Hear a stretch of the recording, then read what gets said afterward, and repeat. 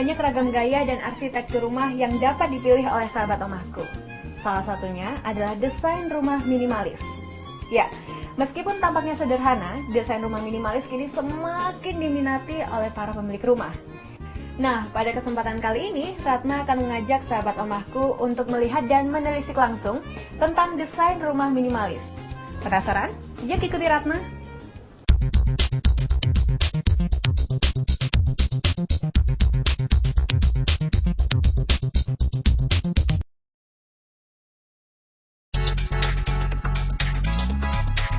Rumah adalah simbol kemapanan sebuah rumah tangga. Karena itu, memilih desain rumah yang sesuai dengan kebutuhan keluarga adalah suatu keharusan. Rumah yang satu ini misalnya, kesan konsep minimalis tampak menonjol pada rumah milik pasangan muda Eka Arif Yulianto dan Dian Febrianti ini. Jika dilihat lebih teliti, terlihat jelas desain rumah ini berbeda dengan rumah yang berada di lingkungannya. Sebenarnya sih nggak ada ide ya, cuman memang kepinginannya dari ini aja, rumah yang tinggi aja gitu aja, nggak ada pingin ide apa-apa, nggak, cuman itu sih dari suami, keinginannya suami aja, pinginnya tinggi dan ada semacam kayak kaca, jadi biar sinar matahari itu bisa masuk, seperti itu aja sih. Rumah mungil yang berdiri di atas tanah seluas 128 meter persegi ini terdiri dari 3 bagian utama. Bagian eksterior depan yang terdiri dari carport dan taman, interior rumah dan kolam yang terdapat di eksterior belakang. Ada 4, ada ruang tamu, ruang keluarga, dapur, sama kamar pembantu, sama kamar. Di bagian eksterior depan, penggunaan tembok tinggi dan aksen jendela memberikan kesan bahwa bangunan ini terdiri dari 2 lantai. Padahal, jika kita tengok ke bagian dalamnya, bangunan ini hanya terdiri dari 1 lantai saja, sahabat omahku. Tampilan unik seperti inilah yang menyebabkan rumah ini dijuluki rumah ambigu atau rumah yang mendua. Berangkat dari ide awal ingin memiliki ruang tamu dengan skala yang monumental, pemilik rumah akhirnya menggunakan atap tinggi tanpa plafon pada ruang tamunya. Penggunaan material kaca untuk atap menambah sensasi alam bebas pada ruang tamu tersebut. Kira-kira repot tidak ya perawatan atap kaca seperti ini? Kalau perawatan ya ini aja, tukang aja, biar kan mereka kan lebih pengalaman ya. Materi kaca yang digunakan pada bagian atap juga membuat rumah ini menjadi hemat energi. Sinar matahari yang bebas masuk ke dalam ruangan utama berfungsi sebagai pengganti lampu.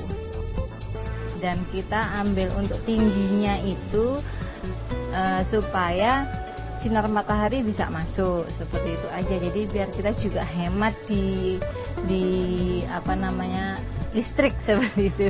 Intinya sih seperti itu aja. Sahabat omahku, ternyata membangun rumah seperti ini tidak harus menghabiskan biaya yang banyak. Merencanakan pembangunan dengan baik mampu mengurangi beban biaya yang harus dikeluarkan.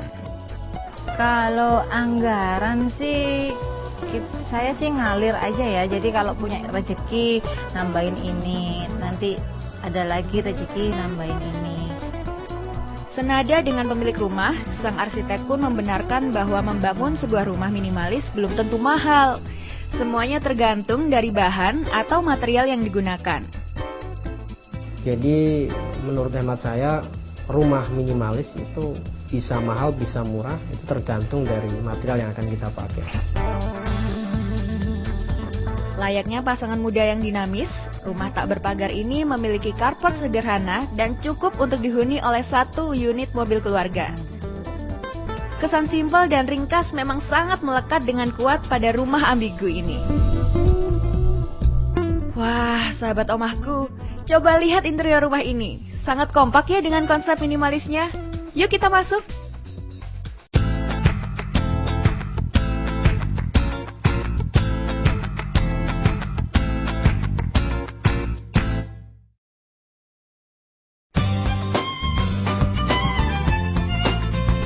Mengimbangi bentuk rumah minimalis, interior rumah ini juga ditata dengan apik. Di bagian ruang tamu ini misalnya, terdapat seperangkat meja dan kursi yang tampak sangat eksklusif. Meja kursi ini ternyata didesain dan dipesan secara khusus oleh pemilik rumah.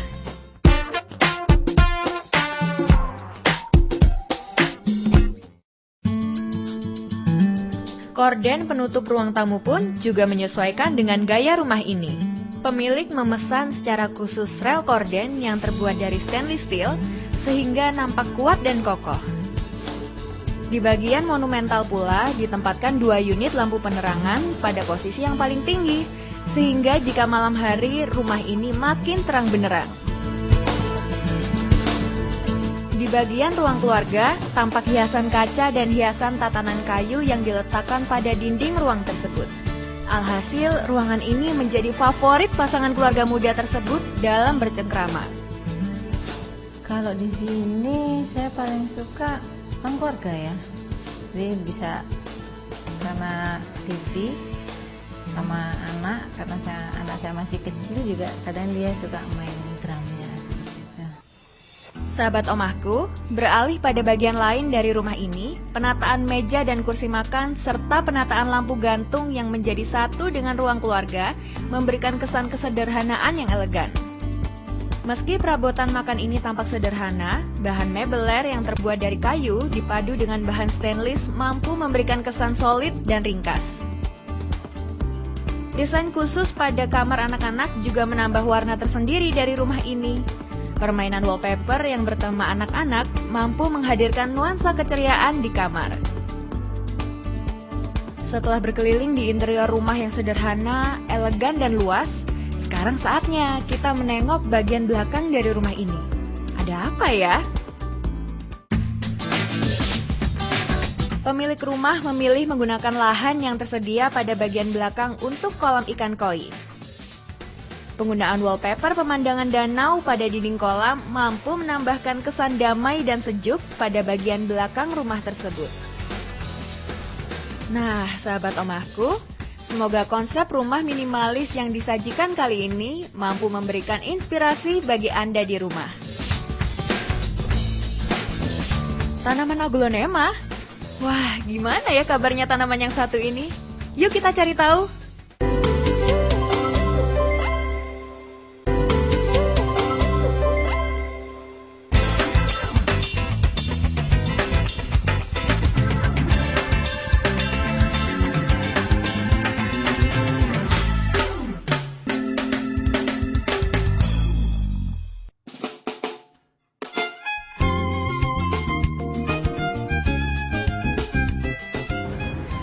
Sahabat Omahku pasti setuju kalau tanaman semakin mempercantik rumah kita. Nah, kali ini Ratna akan mengingatkan kembali pada sahabat Omahku tentang salah satu tanaman yang sempat booming di tahun 2008. Ya, tanaman aglonema. Walaupun bukan menjadi idola lagi, tapi nggak ada salahnya kan kalau kita tetap memajang tanaman satu ini di rumah kita.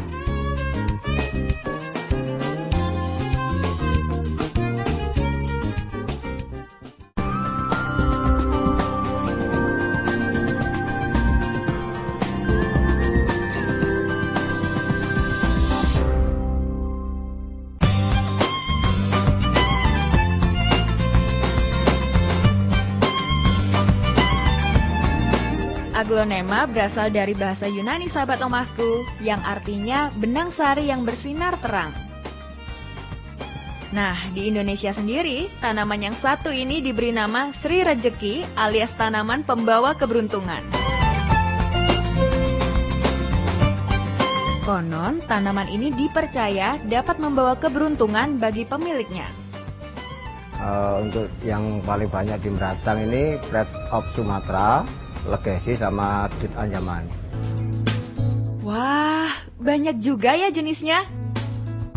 Tanaman ini cukup mudah dibudidayakan karena toleran terhadap berbagai kondisi lembab. Meski tumbuh lebih baik dengan paparan sinar matahari tidak langsung, aglonema juga masih bisa dikembangbiakan pada lahan yang terkena paparan sinar matahari langsung. Jika sahabat Omahku tertarik untuk mulai mengembangbiakan aglonema, beberapa hal yang harus diperhatikan adalah media tanam, serta penggunaan humus dan pupuk. Sekam bakar merupakan bagian yang dominan dalam media tanam. Karena sifatnya yang kering, sekam bakar sangatlah cocok untuk menjadi media tanam aglonema. Media tanam ini dianjurkan untuk diganti setiap 6 bulan sekali. Diperhatikan ya di pemupukannya. Dia itu rata-rata pakai pupuk organik. Karena tidak membutuhkan media yang terlalu basah, aglonema hanya perlu disiram sekali dalam seminggu. Penyiraman terus dilakukan sampai muncul genangan air di atas media tanam. Pemupukan terhadap tanaman aglonema dapat dilakukan dengan menggunakan pupuk buatan atau pupuk organik. Bedanya, jika kita menggunakan pupuk buatan, maka pemupukan dilakukan 2 kali dalam sebulan. Jika menggunakan pupuk organik, pemupukan paling tidak dilakukan seminggu sekali. Kalau untuk pedagang, untuk dibudidayakan pupuk kimia. Kalau untuk dipakai sendiri, itu pupuk buatan. Bagian aglonema yang sering diserang hama dan penyakit adalah batang dan daun. Apabila tanaman ini dicabut kemudian patah di bagian batangnya, itu berarti tanaman ini sudah terserang jamur. Lain halnya dengan efek yang ditimbulkan di bagian daun. Jamur akan menimbulkan bercak kuning berair pada daun. Solusinya adalah penggunaan cairan fungisida yang disemprotkan pada bagian yang terserang jamur. Nah, sahabat omahku, cukup mudah bukan perawatannya? Jika sahabat omahku tertarik mulai memelihara si ratu daun ini sebagai penghias rumah, salah satu tempat yang menjual tanaman ini adalah Pasar Bunga Beratang. Di sini, harga aglonema berada pada kisaran puluhan ribu hingga ratusan ribu rupiah.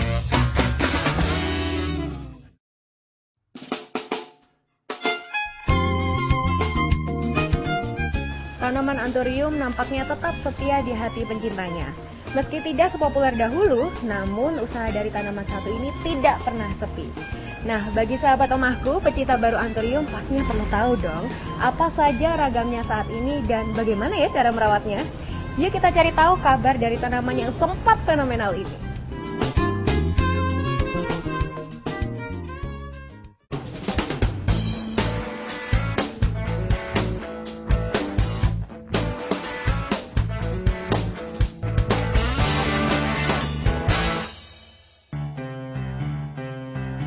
Anthurium termasuk tanaman dari keluarga Araceae. Tanaman anthurium adalah genus dengan jumlah jenis terbanyak. Diperkirakan ada sekitar 1000 jenis anggota marga anthurium. Wah, banyak juga ya anggota keluarganya.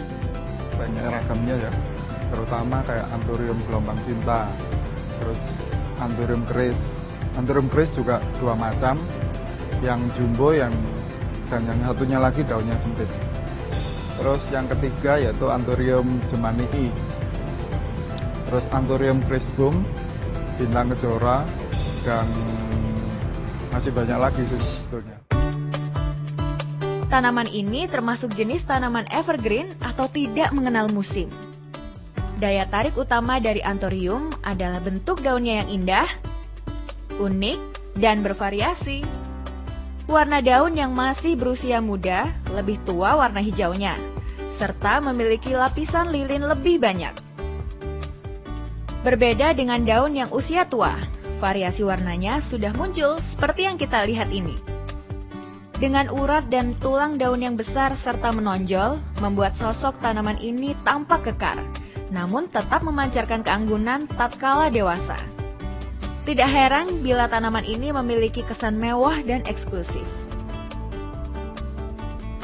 Jika berada di dalam rumah, ada baiknya setiap 1-2 minggu sekali dikeluarkan pada pagi hari sekitar 15 menit agar terkena sinar matahari secara langsung. Sedangkan penyiraman cukup dilakukan sehari sekali. Jika cuaca panas, bisa 2 kali, pagi dan sore. Anthurium itu termasuk tanaman indoor, jadi tanaman di dalam rumah. Dia butuh perawatan sebetulnya sih mudah sekali. Jadi penyiramannya cukup 2 hari sekali, dengan diberi pupuk sedikit sudah cukup, gitu aja. Keindahan struktur daun dan bunganya juga tidak terlepas dari cara pemupukan. Pupuk diberikan sesuai dengan kebutuhan, yakni dengan pupuk NPK seimbang secara rutin dengan dosis kecil atau 2 gram per liter air. Caranya, larutkan pupuk dalam air dan disiramkan ke tanaman, dan jangan sampai mengenai daunnya.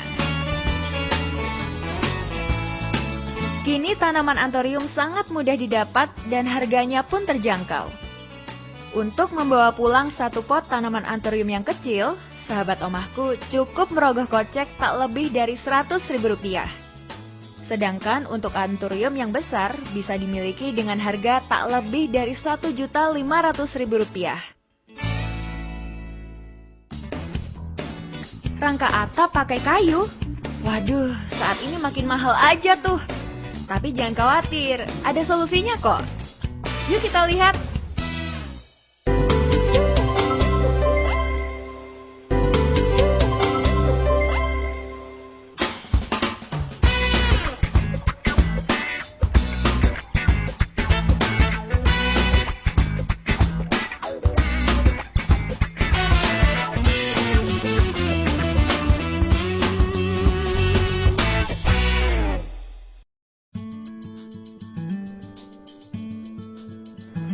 Langka dan mahalnya kayu sebagai material bangunan membuat para pemilik rumah beralih dari penggunaan kayu menjadi bahan baja ringan sebagai rangka atap rumah.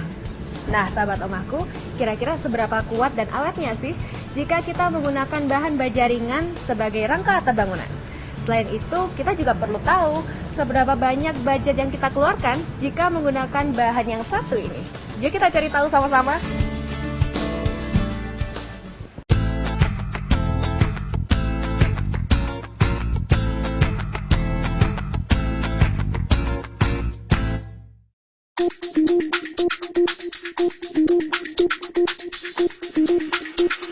Sahabat omahku, salah satu bagian dari sebuah rumah yang perlu mendapatkan perhatian khusus adalah bagian atap. Dengan fungsinya sebagai pelindung rumah dari faktor cuaca seperti panas atau hujan, atap menjadi elemen penting bagi sebuah rumah. Atap ditopang oleh rangka sebagai struktur penahan lapisan atap. Kekuatan atap sangat bergantung pada kekuatan rangkanya. Jika dulu kayu dianggap sebagai pilihan yang tepat sebagai materi rangka atap, kini ada bahan materi lain yang mulai menggeser penggunaan kayu sebagai materi rangka atap. Baja ringan. Meski lebih ringan daripada kayu, rangka atap baja ringan ternyata memiliki kekuatan dan daya tahan yang lebih baik daripada rangka atap kayu. Masalah rayap yang sering kali dijumpai pada rangka atap kayu tidak akan dijumpai jika menggunakan rangka atap baja ringan. Rangka atap baja ringan juga tidak mudah berkarat. Selain itu, beban yang diterima bangunan juga lebih kecil jika menggunakan rangka atap baja ringan. Jadi rangka atap baja ringan itu suatu produk dengan perhitungan struktural. Dia ada perhitungan struktural, juga materialnya harus didukung dengan ketebalan yang baik, juga didukung dengan tenaga pemasangan yang cukup baik. Untuk harganya dibanding kayu saat ini boleh dikatakan lebih ekonomis daripada kayu karena ketersediaan kayu saat ini juga susah.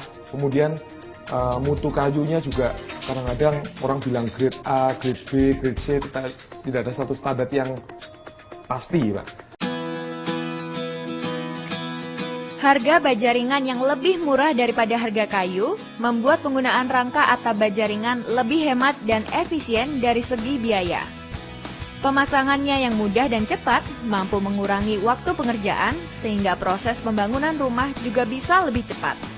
Intinya, semua bentuk dan desain bangunan bisa diimplementasikan dengan menggunakan baja ringan. Pemasangan rangka atap baja ringan ini biasanya ditangani langsung oleh produsen. Desain gambar dan perhitungan struktur disediakan oleh pihak produsen dengan garansi tertentu. Pekerja yang memasang rangka baja ringan ini juga harus benar-benar ahli dan memiliki sertifikasi di bidangnya untuk menghasilkan pekerjaan yang memuaskan. Mana gambar kerjanya, perhitungannya, dan kemudian tenaganya pun juga harus dipasang dengan tenaga yang memang terlatih. Bisa dikatakan baja ringan memang menjadi alternatif yang paling bagus untuk rangka atap rumah pada saat ini. Karena daya tahan yang lebih baik daripada rangka atap kayu, biaya pemeliharaan atap dengan rangka baja ringan juga tidak akan terlalu banyak. Kekuatan dan kekokohannya dijamin akan bertahan selama puluhan tahun. Jadi, tidak ada salahnya jika kini sahabat omahku mulai beralih menggunakan rangka atap baja ringan yang sudah teruji kelebihannya.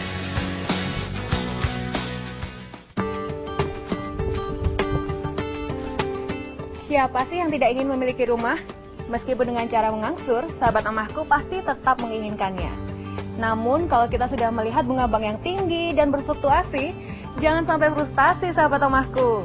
Karena kali ini Ratna akan berbagi solusi untuk memiliki rumah dengan PKR Bank Syariah. Bagaimana ya?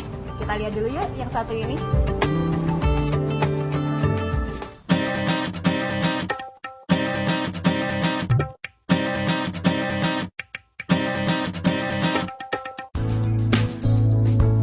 Hujan tawaran kredit rumah terkadang terlihat menggiurkan. Mulai dari tawaran DP yang ringan, bunga kecil, atau bonus hadiah langsung kerap kali digunakan sebagai strategi marketing oleh para pengembang perumahan. Hati-hati sahabat omahku, sudah sepatutnya kita lebih teliti sebelum terlanjur membeli rumah dengan cara kredit. Tak jarang, apa yang tertera di brosur tidak berlaku sebagaimana mestinya. Persyaratan-persyaratan tambahan yang tidak dicantumkan seringkali membuat pembeli rumah secara kredit mengalami kesulitan di kemudian hari. Pembelian rumah secara kredit yang tadinya ditujukan untuk meringankan pengeluaran bisa berubah menjadi beban bulanan yang tak kunjung usai. Untuk menjawab itu semua, kini telah hadir pembiayaan kepemilikan rumah yang diluncurkan oleh sebuah bank dengan unit syariahnya. Unit syariah di bank ini menetapkan angsuran yang ringan dan tetap, tanpa terganggu dengan bunga yang berfluktuasi. Terus kalau PKR sendiri nih, apa aja sih yang dibiayai sebetulnya Pak ya? Jadi kita bisa membiayain rumah, ya, apartemen, ruko. Kalau rumah pun itu rumah baru yang ada di developer itu bisa, atau rumah bekas, rumah second, ada yang mau jual rumah silahkan, itu bisa kita biayain. Apartemen pun boleh, ruko pun boleh. Oke. Iya. Oh. Jadi sebetulnya meliputi semuanya sama Betul. seperti dengan Sama. bank konvensional Betul. lainnya. Iya. Malah di sini jauh lebih menguntungkan gitu Iya. ya Pak. Kebetulan ada tempat duduk nih Pak. Ratna masih punya banyak sekali pertanyaannya ya. Ya duduk dulu aja Pak. Kalau tadi kita kan sudah tahu ya Pak perbedaannya antara PKR, KPR, terus apa juga tentang yang bisa dibiayai. Terus ini Ratna mau tanya lagi.